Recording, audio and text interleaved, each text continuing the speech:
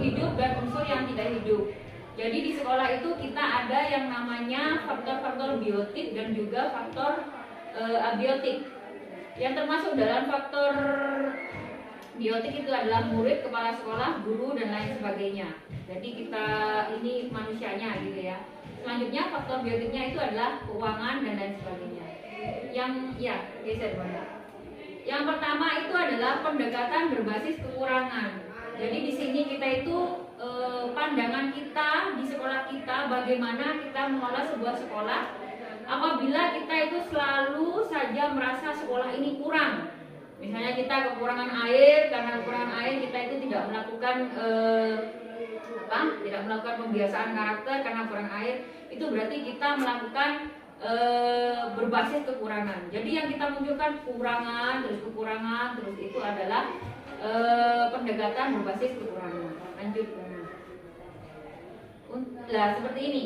Ini ada yang namanya berbasis pada kekurangan dan berbasis pada aset atau kekuatan. Jadi kalau berbasis pada kekurangan dan hambatan itu kita hanya berfokus pada kekurangan kita saja, berputar pada masalah utama, fokus mencari bantuan dan sponsor. Jadi tidak mau mengembangkan sekolah ini sendiri. Sedangkan kalau kita itu berbasis pada aset dan kekuatan, kita itu memaksimalkan apa kekuatan kita. Misalnya kita punya ladang, kemarin kita fungsikan gitu. Misalnya ada kemarin penanaman polybag dan lain sebagainya. Kita maksimalkan aset yang ada. Seperti yang sudah dilakukan oleh Pak Tri, kita dananya memang cuma satu dari bos D, tapi beliau sudah mengelola dengan sangat baik, memaksimalkan apa hal-hal yang perlu dikeluarkan dan apa yang mungkin tidak perlu untuk dilanjutkan seperti itu. Lanjut Bang.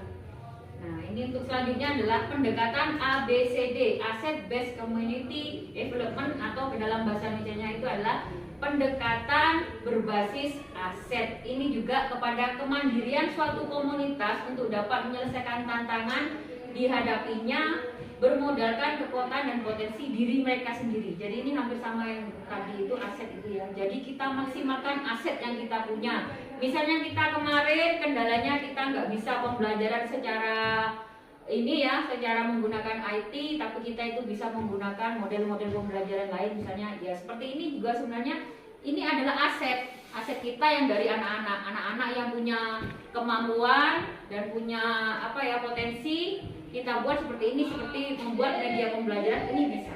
Jadi nggak harus selalu pakai video, laptop dan lain sebagainya.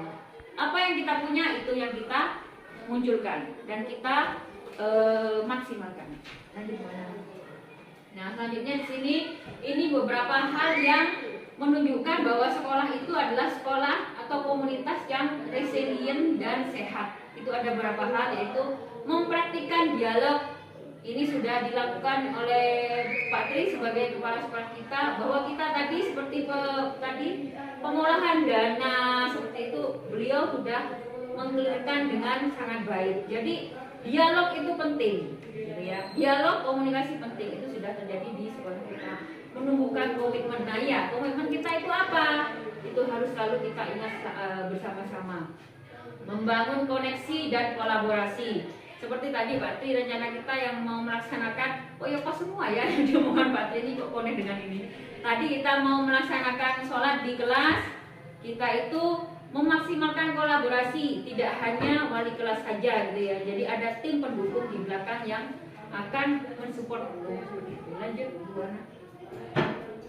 Mengenal diri sendiri ya, tadi itu kita itu kekurangannya apa, tapi kekurangan itu tidak kita munculkan terus-menerus gitu ya. Sudah tidak usah dipikirkan kekurangan kita itu apa, kita munculkan aja apa yang kita punya, seperti itu.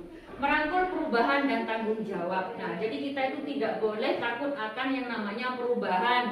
Perubahan itu pasti, jadi kita bisa menyambut itu dengan baik gitu. Dengan apa? Dengan kolaborasi dan komunikasi yang tadi itu. Menghasilkan kepemimpinan. Ini maksudnya ke siswa ya. Siswa itu makanya ada yang namanya ekstrakurikuler, kokurikuler, dan juga ada yang namanya pembentukan karakter, itu juga untuk menumbuhkan kepemimpinan dalam diri mereka. Lanjut mana?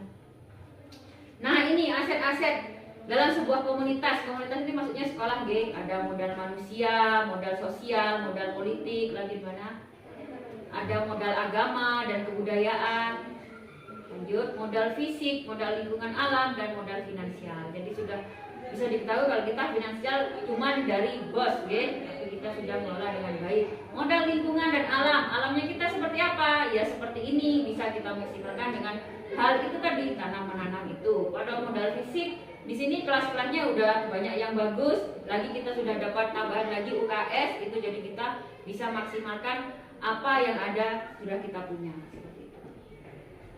Nah, itu saja penjabaran dari saya tentang aset dan tentang pendekatan pengelolaan aset. Semoga bermanfaat. Saya rasa kita sudah kalau dari saya yang sudah jabarkan, saya rasa sekolah kita sudah melakukan pendekatan berbasis aset dan kekuatan. Jadi bukan melakukan pendekatan terhadap kekurangan. Kita nggak selalu memikirkan ini kurang, ini nggak bisa.